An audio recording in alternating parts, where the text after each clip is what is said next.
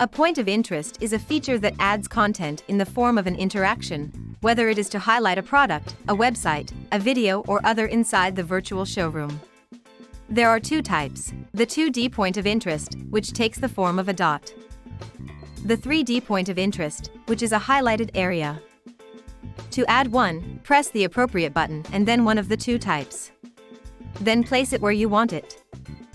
Choose the type of content among several choices. Product, by adding it to the platform then putting its EAN code. Product via a URL link.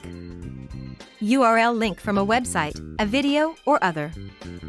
Videos, to be imported first in your media library.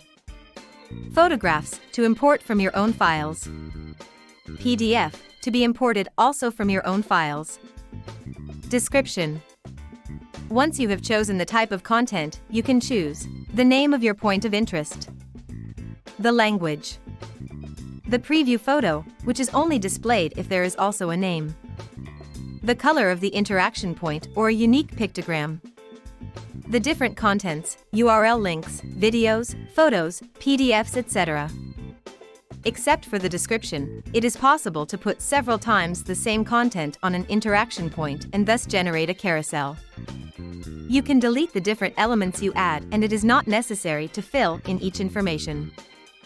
Once your point of interest is set up, you can move it, delete it, or simply click on the cross icon to exit this window and save it. You can change all the pictograms according to the type of content in the style parameter. You can also remove or change the color of the 3D POI highlight. By switching to client mode, you can test your point of interest.